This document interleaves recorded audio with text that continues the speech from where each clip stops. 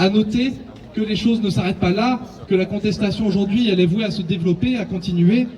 et que les galères des étudiants étrangers ne s'arrêtent pas aux frais d'inscription. Et comme les camarades l'ont rappelé, il y a eu les APL supprimés, il y a eu les timbres de titres de séjour, il y a la galère à obtenir des visas pour venir étudier en France.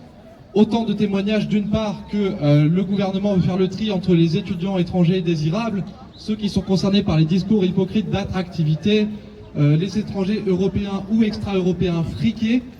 mais les autres, évidemment, sont abandonnés des politiques publiques et sont activement rejetés. C'est pour ça que la lutte, elle va aussi contre l'État et les préfectures, contre ces mesures sur les visas, sur les timbres fiscaux, sur les titres de séjour, sur les délais de traitement, en plus des mesures qui sont propres à la vie étudiante et qui mettent les universités aux abois, comme je disais tout à l'heure. C'est pour ça qu'en plus de ce rassemblement, je vous fais part du fait qu'il y a un collectif qui s'appelle Bouge ta Préf, un collectif soutenu par Solidaire 35, de même que par la CIMAD, le MRAP,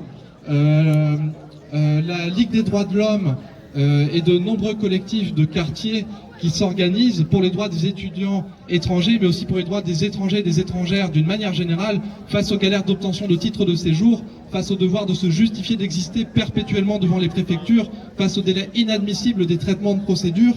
Et ceux-là se réuniront à partir de 14h pour celles et ceux qui voudront les rejoindre à l'issue de ce rassemblement entre 14h et 17h, place de la République. Ils tiennent des permanences administratives larges d'ampleur pour attirer l'attention des pouvoirs publics sur cet énorme problème qui est à la jonction finalement des enjeux qui nous concernent et des enjeux qui concernent toute la société. Donc, je compte sur chacun et chacune des militants et des militantes à faire leur part dans la défense des étrangers et des étrangères, qu'ils et elles ne se retrouvent pas seuls face à leurs problèmes, et par la gestion quotidienne des situations individuelles et par la mobilisation collective, on les fera reculer, puisque sur ce thème, on les a fait reculer à chaque fois. On a la détermination, on a la force, on continue camarades.